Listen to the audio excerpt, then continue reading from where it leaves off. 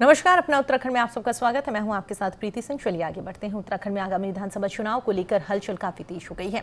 जहां पर आला कमान ने युवा मुख्यमंत्री को सूबे की कमान दी है, तो वहीं पर अब कांग्रेस ने भी मैदान में नई टीम उतारकर चुनावी हुंकार भर दी है। उधर आम आदमी पार्टी भी चुनावी धार करते हुए लगातार अपनी उपस्थिति दर्ज करवाने में कोई कोर कसर नहीं छोड़ रही। यहाँ पर आपको ये भी बता दें कि भाजपा आने वाले दिनों में प्रधानमंत्री नरेंद्र मोदी, गृह मंत्री अमित शाह, जेपी नड्डा की रैलियां होने जा रही हैं। इसके साथ ही भारतीय जनता पार्टी 17 अगस्त से आशीर्वाद यात्रा के साथ में उत्तराखंड में अपने चुनावी अभियान की शुरुआत करेगी। नैनीताल से केंद्रीय राज्य मंत्री अजय भट्ट राजनीतिक अभियान की शुरुआत हरिद्वार के नरसेन सीमा से करते हुए दिखाई देंगे। 252 मंडलों के इस समय कार्य समिति चल रही है, जो हम इसी सप्ताह हमारे पूरे लगभग हो जाएंगे। इसके बाद हम जो पूर्णकालिक है उनका 2 दिवसीय 12-13 में एक वर्कशॉप होगी, पूरा वो हल्द्वानी में होगी। इसके बाद बूथ के सत्यापन एक साथ 11,235 बूथ का सत्यापन शुरू होगा। 15 दिन में हमें उसे पूरा करना है। हमारा जो जाएगा बूथ का सत्यापन वहीं जाकर करेगा, रात में रहेगा भी। इस बीच में राष्ट्रीय अध्यक्ष जी का कार्यक्रम भी प्रस्तावित है 21-22 में, वो भी होना है। तो इस प्रकार से हमारा जो रोड मैप है, रोड मैप के अनुसार हम हर महीने 15 दिन में कार्यक्रम की समीक्षा करके उस पर आगे बढ़ते हैं। 70 कार्यक्रम अलग से तय किए जिसमें मुझे जाना है। मैंने भी शुरुआत कर दी है। मैं कल भी 2 कार्यक्रम में रहूँगा, परसों भी 2 कार्यक्रम में रहूँगा टिहरी जनपद में। उससे पहले मैं उधम सिंह नगर जिले में भी गया था। इस साल 25 कार्यक्रम अलग से मुख्यमंत्री के स्तर पर हम लोग करेंगे।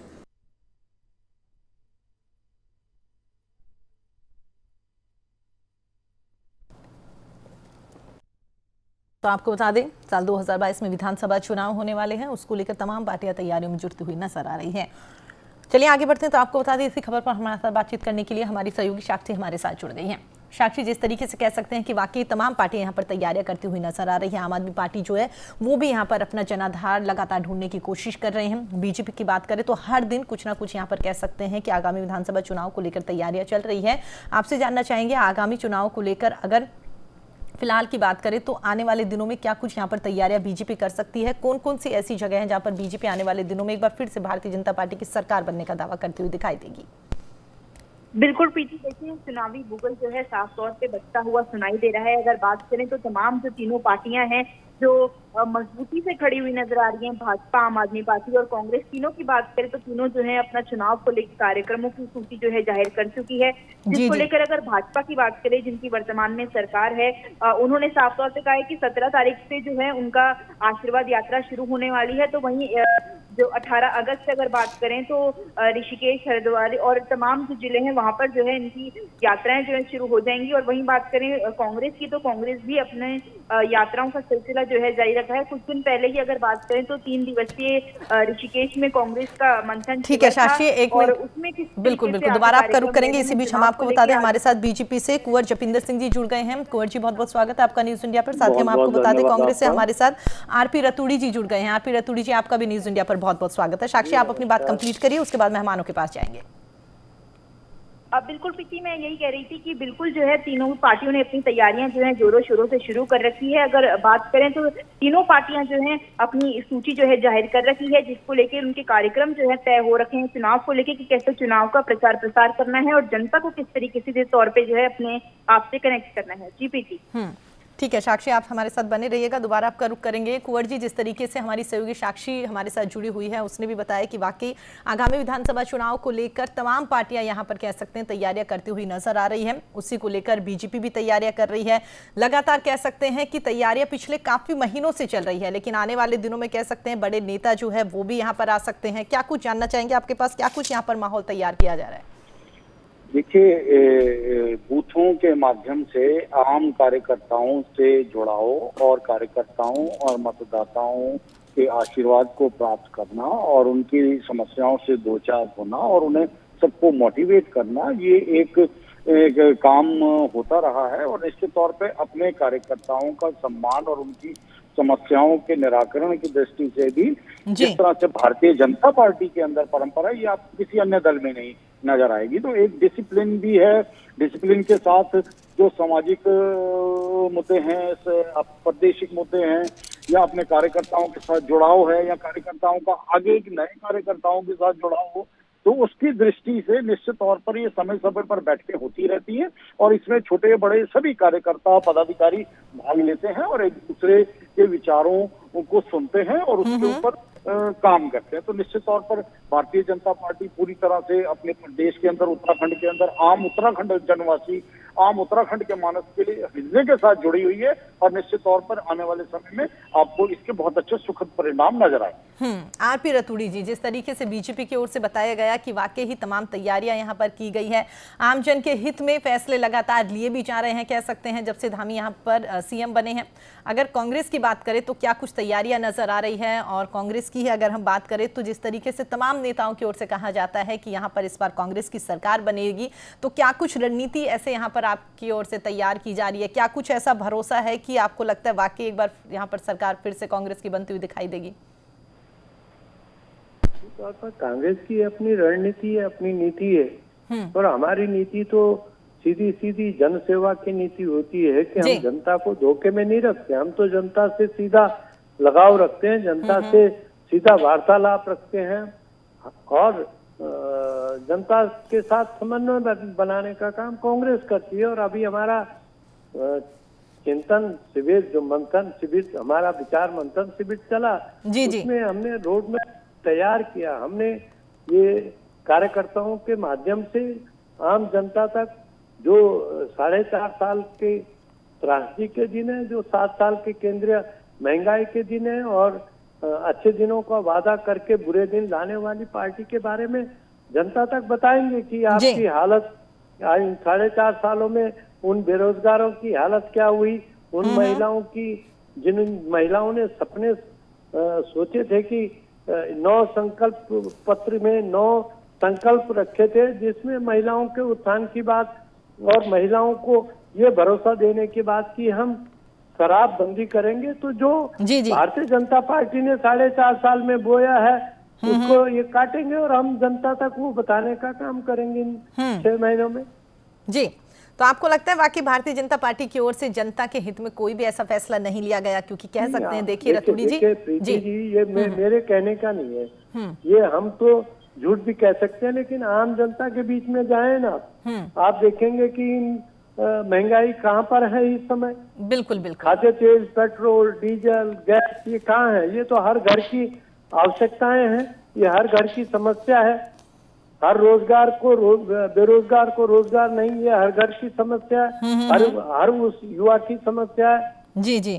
तो ये कहने की जरूरत ही नहीं है। तो लोग आज जितना पीड़ित है, जो हमारा किसान चाहे छोटा चाहे बड़ा है, वो कितना दुखी है इन 8-9 महीनों से, ये सब लोगों को पता है। हम तो कहने की जरूरत ही नहीं पड़ रही। हम तो लोगों के बीच में केवल जा करके वो उनको याद दिलाने की कि आपकी ये त्रासदी के दिन थे। जी, कुंवर जपिंदर जी, किस तरीके से आप इनको देखते हैं? जिस तरीके से आरपी रतूड़ी जी की ओर से बातें कही गई हैं, उन्होंने कहा कि देखिए जनता के बीच में हम तो सिर्फ जाते हैं, बाकी जनता खुद ही इंतजार कर रही है कि कब यहाँ पर चुनाव होंगे और कब यहाँ पर कांग्रेस की सरकार बनती हुई नजर आएगी। क्योंकि भारतीय जनता पार्टी की ओर से जो 5 साल से पहले जो चुनाव हुए थे, उस दौरान जो वादे किए गए थे, वो वादे यहाँ पर सही तरीके से पूरे नहीं किए गए। तो इसलिए, और दूसरा बीजेपी की अगर बात करें तो वो कह रही है लगातार लोगों से मिल रहे हैं, लोगों से बातचीत कर रहे हैं। कैसे आप अगर कह सकते हैं कि कोई काम नहीं किया, तो किस उम्मीद के साथ लोगों के बीच में आप मिलते हुए नजर आएंगे? हम कांग्रेस के साथी प्रवक्ता की बात को बहुत ध्यान से सुन रहे थे और एक बात हमें बहुत अच्छी लगी, जो उन्होंने सच स्वीकारा कि निर्णय जो है जनता ने सुनाना है। पिछली बार भी जनता ने निर्णय सुनाया। अब इन्होंने महंगाई की बात करी, तो उत्तराखंड की जनता को महंगाई के नाम पे मात्र आप भ्रमित करने का प्रयास नहीं कर सकते, क्योंकि महंगाई आज के समय में एक ग्लोबल विषय है। ये एक ग्लोबल सब्जेक्ट है, ये मात्र उत्तराखंड का नहीं है, ये हमारे देश का नहीं है। आज पिछले 2 वर्षों से निरंतर इस पैंडेमिक में पूरे महंगाई को लेकर पूरे विश्व के अंदर काफी उतार चढ़ाव आए हैं। तो ये एक वैश्विक विषय है।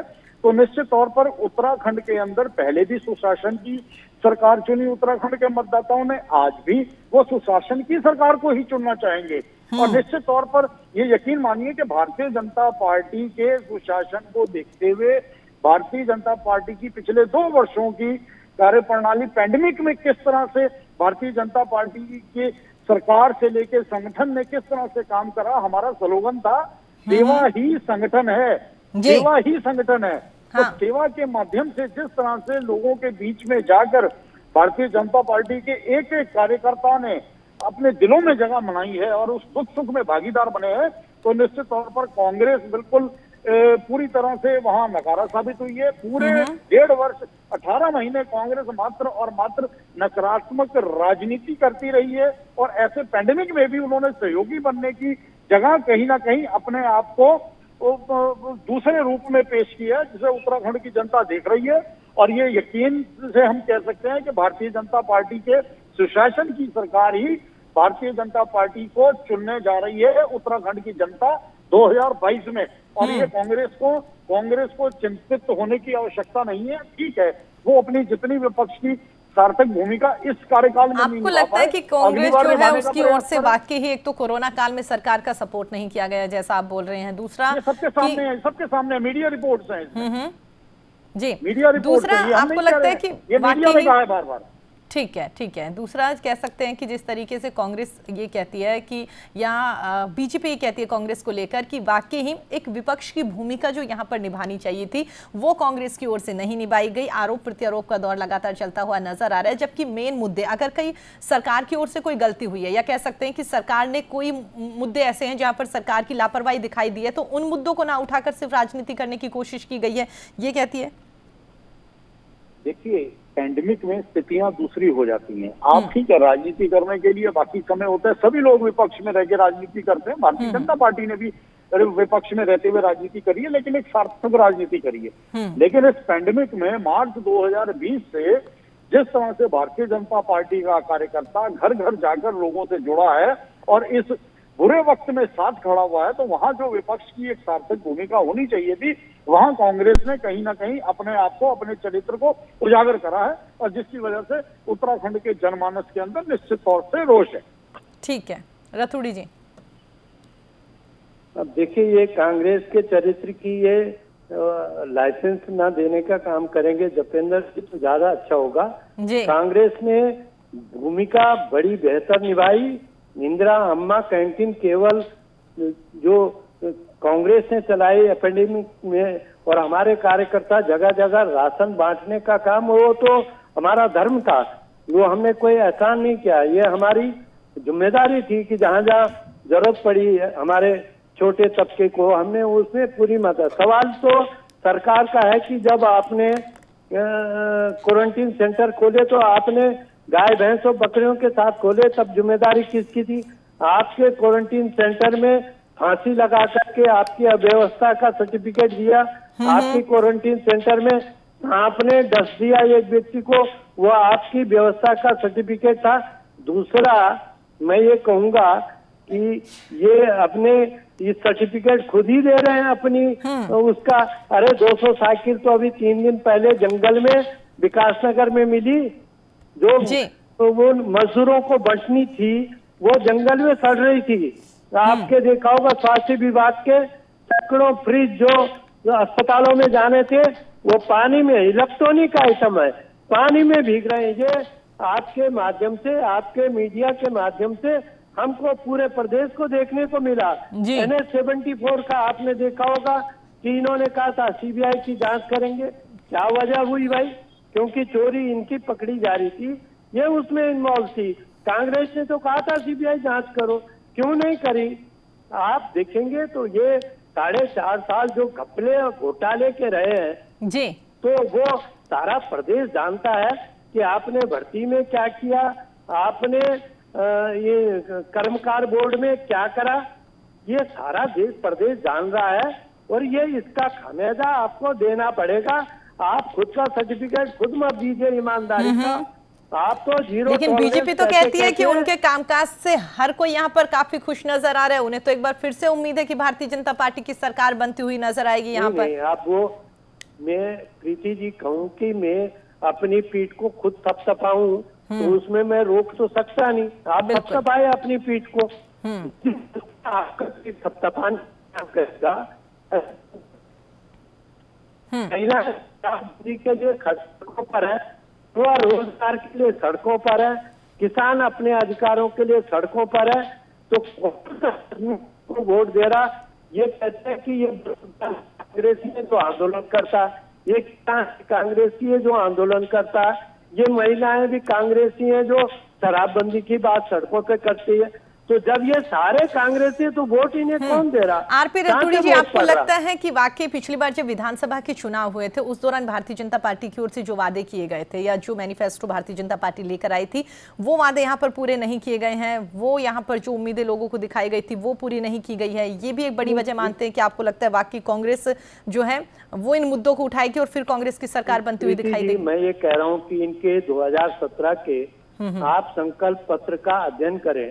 9 संकल्प दिए थे, 9 संकल्प में अगर एक हो तो आप देखें, इन्होंने शिक्षा व्यवस्था के सुधार की बात की थी, 3000 स्कूल पहाड़ों में बंद कर दिए, इन्होंने स्वास्थ्य की अच्छी व्यवस्था की। आपने देखा होगा लोग कोरोना काल में कैसे अस्पताल में बेड के लिए और गैस के लिए, ऑक्सीजन के लिए कैसे मारे मारे फिर रहे थे। और आपने देखा होगा इनकी गैस आपूर्ति के कारण और इनकी अव्यवस्था के कारण शमशान घाटों पर लाइन और वेटिंग इनकी अव्यवस्था का कारण है। ये जनता देख रही है, जनता इनको अपने आप बताएगी कि 2022 में क्या होना है, ये तो जनता तैयार है। अब ये जितने जुमले, क्योंकि झूठ का सर्टिफिकेट होगा अगर कहीं लेना है तो भाजपा से ले लो, ये तो आधारित पार्टी है, झूठ पर आधारित है, झूठ बोल करके। और इनका तो एक फॉर्मूला है कि झूठ बोलो, 100 बार बोलो, जोर से बोलो, वो सारा सच होता है। यही मोदी साहब ने कहा था डबल इंजन, आज तक तो सिंगल इंजन भी चालू नहीं हुआ, तो डबल इंजन कहाँ उत्तराखंड को मिला? जरा ये बता देना कि ये योजना डबल इंजन की हमको मिली है। ठीक है, कुंवर जी। झूठ ये बोले हैं और इन्हें सर्टिफिकेट भारतीय जनता पार्टी की, इन्होंने NH के घोटाले की बात करी जो सीधा सीधा कांग्रेस की देन था। इन्होंने और घोटालों की बात करी, कांग्रेस की देन थे। छात्रवृत्ति घोटाला कांग्रेस की देन था। भारतीय जनता पार्टी ने उन घोटालों के दोषियों के ऊपर कार्रवाई करने का और उन सबको जेल तक पहुंचाने का काम किया है। तो ये कोरा झूठ किसे सुनाना चाहती है? अरे जतेंद्र भाई, एक का नाम बता दे कौन सा कांग्रेसी जेल गया?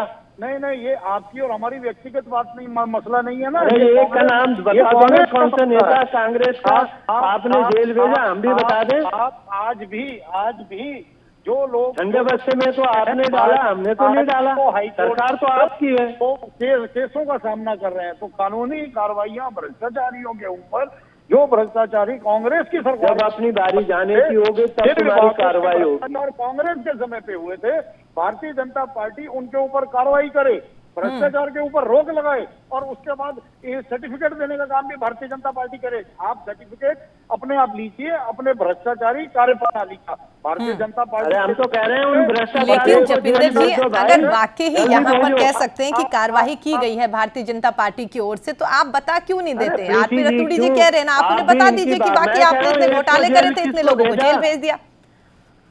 किसको जेल भेजे, जरा उसका नाम बता दें। जितने भी किसी एक का नाम बता दे कि इस कांग्रेसी नेता को हमने भ्रष्टाचार में जेल भेजा, तो मैं मान जाऊं इनको। रतूड़ी जी इतने सीनियर हैं, जब किसी मामले को लेकर उच्च न्यायालय के ऊपर केस चल रहे हैं और उच्च न्यायालय के अंदर उनके ऊपर कार्रवाइयां हो रही हैं, तो ऐसे में न्यायालय के काम के ऊपर NH 74 में बता दो कौन से न्यायालय में नाम लेना उचित नहीं होता। लेकिन जब न्यायालय, अरे NH 74 में आपने CBI की जांच करी, क्यों वापस ली? आप न्यायालय से निकालिए, ये मीडिया का काम है कि अरे क्यों ले ली भैया? NH 74 की जांच CBI से जांच क्यों नहीं कराई? कोर्ट ने कब कहां किस किस के ऊपर कार्रवाई करी है और किस किस के ऊपर कार्रवाई होने जा रही है, सब वो ब्यौरा है। और जब अरे भाई 4.5 साल में NH 74 के ऊपर भ्रष्टाचारी से CBI जांच क्यों नहीं कराई? तो निश्चित तौर पर ये भ्रमित करने का काम ना करें। इनके भ्रष्टाचार की कलई भाजपा शासनकाल में, अरे वो जनता तुम्हारे जुमलों को समझ चुकी है, भविष्य में भी खुलेंगी, रोज अखबारों में नाम छपता है। जनता जुमले अब तुम्हारे चलने वाले नहीं है, अब ये सुन लिया लोगों ने। जब कोर्ट का निर्णय आता है तो वो अखबारों की फ्रंट पेज की खबर बनती है सारी प्रदेश की। एक नेता का नाम बता दोगे, मैं राजनीति छोड़ दूंगा, ज्यादा बताओ। कांग्रेसी नेता को मोदी साहब ने जेल भेजा और किस कांग्रेसी नेता को उत्तराखंड सरकार ने जेल भेजा, उसका नाम बता दो। आप अपने उधम सिंह नगर और हरिद्वार जिले की अरे एक नेता का नाम बताने यार, उधम सिंह नगर के आइए, हरिद्वार नगर से एक नेता का नाम बता दे कि इस कांग्रेसी को उच्च न्यायालय के अंदर कार्रवाई चल रही है, उच्च न्यायालय के द्वारा कार्रवाई हुई है, तो आप वहाँ से रिकॉर्ड निकालिए और आप अपने आप बताते हुए अच्छे लगते हैं कि ये तुम बताओ ना, फिर मैं क्यों निकालूं? आप कह रहे हो भ्रष्टाचार हुआ, मैं तो आपको चैलेंज कर रहा हूँ कि एक का नाम आप बता दें कि इसको हमने जेल भेजा कांग्रेस का इस नेता को, मोदी जी ने केंद्र सरकार में और प्रदेश सरकार में इस नेता को, उच्च न्यायालय जरा उसका नाम बताओ। जेल भेजने का काम उच्च न्यायालय ने करा है, राजनीतिक दल अरे उसका नाम बताओ। नाम ही तो भेजा। बिल्कुल बिल्कुल जपिंदर जी, जब इतने घोटाले कांग्रेस की ओर से किए गए हैं और आप कह रहे हैं कि जेल भेजने का काम यहाँ पर कोर्ट की ओर से किया गया है, तो आपको नहीं लगता कि वाकई जिस तरीके से बार बार रतूड़ी जी कह रहे हैं, बता भी दीजिए एक दो कौन से ऐसे नेता है जिनकी ओर से घोटाला किया गया और भारतीय जनता पार्टी की सरकार जब बनी उसके बाद में उन लोगों का नाम उजागर किया गया। सार्वजनिक तौर पर ऐसे अरे आप झूठ के पुलिंदे हो, एक का नाम ले लो, में इसको भेजा से कार्रवाई हो गई है। अरे जानकारी नहीं है तो बताओ ना। एफिडेविट फाइल कर दिए हैं, जितनी कार्रवाइयां हुई हैं, जितने अधिकारियों पे कार्रवाई हुई है, न्यायालय मैं नेता की बात कर रहा हूँ, कांग्रेस अधिकारी तो वही बीजेपी में वही कांग्रेस में होते हैं। कांग्रेस का कोई नेता भ्रष्टाचार में जेल गया, उसका नाम बताओ। छात्रवृत्ति घोटाले में आपके नेताओं के ऊपर भी कार्रवाई हुई है। ठीक है, लगता है जपिंदर जी नाम नहीं बताना चाहते। ठीक है ठीक है ठीक है जपिंदर जी, अगर हम बात करें, ठीक है बताना जरा कौन था। ठीक है, आगामी विधानसभा चुनाव पर लौटते हैं। ठीक है बिल्कुल, जनता देख रही है वक्त किस ओर से यहाँ पर जिस तरीके से जो आरोप प्रत्यारोप का दौर लगातार चलता हुआ नजर आ रहा है। जो तमाम लोग फिलहाल आपको देख रहे होंगे वो वाकई कह सकते हैं, अपने आप अंदाजा लगा लेंगे कि किस पार्टी की ओर से उनके कार्यकाल में कितना घोटाला किया गया या नहीं किया गया। ठीक है, आगामी विधानसभा चुनाव पर लौटते हैं। तैयारियां दोनों ही पार्टियां यहाँ पर करती हुई नजर आ रही है। जपिंदर जी, क्या कुछ ऐसे खास मुद्दे रहेंगे जिनको लेकर इस बार विधानसभा चुनाव में उतरेंगे? क्योंकि आप तो कहते हैं कि तमाम मुद्दे यहाँ पर पूरे कर लिए गए, तो अब आने वाले दिनों में क्या कुछ मुद्दे रह सकते हैं? देखिए, जिस तरह से पिछले वर्षों से निरंतर प्रदेश के अंदर विकास कार्य निरंतर चल रहे हैं और उन विकास कार्यों के अब एक जो प्रदेश के अंदर युवा मुख्यमंत्री जो एक युवाओं के अंदर नई ऊर्जा भरने का काम कर रहे हैं और निश्चित तौर पर बेरोजगारी खत्म करना, प्रदेश के अंदर रोजगार के साधन उपलब्ध कराना और अपने टूरिज्म को, हॉर्टिकल्चर, फ्लोरिकल्चर को बिल्कुल कुल मिलाकर कह सकते हैं कि सरकार की ओर से जो योजनाएं चलाई जा रही है जो धीरे धीरे धरातल पर पहुंचेगी, या कह सकते हैं कि फिलहाल अभी तक नहीं पहुंच पाई कोरोना की वजह से, उन्हें आप आगे बढ़ाने का काम करेंगे। ठीक है, आप जी पहुंची हैं, लेकिन जहां वो रुकी हुई है कोरोना की वजह से, जहां उसकी रफ्तार धीमी पड़ी थी, उस रफ्तार को बढ़ाने का काम किया जा रहा है। बिल्कुल कुंवर जी, वही बात मैंने कही थी। ठीक है, रतूड़ी जी, आखिरी कमेंट।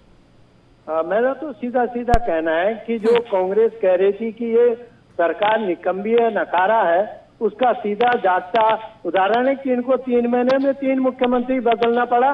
जनता तो ये सब जान रही है कि कांग्रेस ने जो कहा था कि ये निकम्मे, नकारा है, भ्रष्टाचारी हैं, ये काम नहीं करेंगे उत्तराखंड के इसमें नहीं। भाजपा ने तीसरा चेहरा लिया है।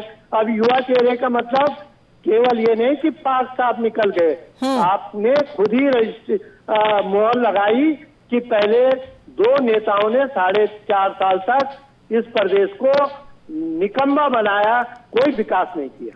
ठीक है आरपी रतूड़ी जी, कुंवर जपिंदर जी और साक्षी, आप तीनों लोग हमारे साथ जुड़े, अपना कीमती टाइम निकाला, उसके लिए आपका बहुत बहुत धन्यवाद। चलिए फिलहाल इतना ही। आप देखते रहिए न्यूज़ इंडिया। नमस्कार।